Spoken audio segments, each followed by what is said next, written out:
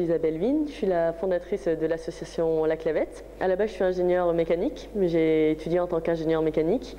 Et maintenant, je me suis dit comment est-ce qu'on peut faire en fait un mix entre l'ingénierie et le monde du social.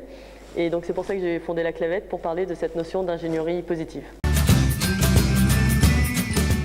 En fait, ce que je me suis rendu compte quand j'ai créé La Clavette, c'est que au poste où j'étais, dans mon job, on était plusieurs jeunes, à peu près autour de 30 ans, qui avaient envie de changer le monde, d'améliorer le monde, de faire quelque chose de plus social, plus environnemental.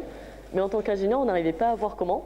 Et alors, ce qui paraît bête, parce qu'en tant qu'ingénieur, on peut concevoir plein de produits, on peut faire plein de choses, et pourtant on n'avait pas d'idée de projet sur lequel on pouvait contribuer avec notre savoir-faire technique.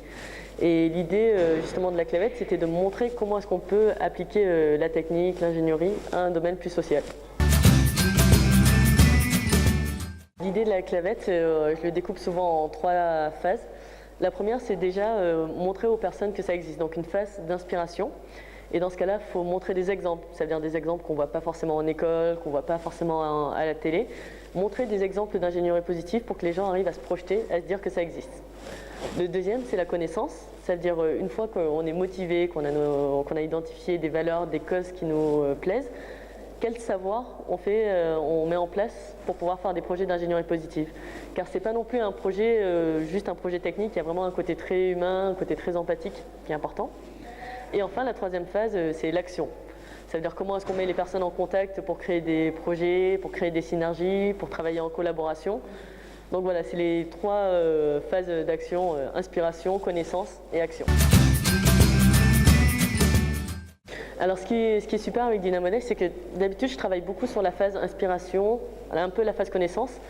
Et c'est assez dur d'amener la phase action, surtout à l'école, vu qu'on est sur des durées courtes en général. Et là, ce qui était super, c'était de travailler sur des vrais projets qui existent, avec des porteurs de projets qui ont des vrais besoins.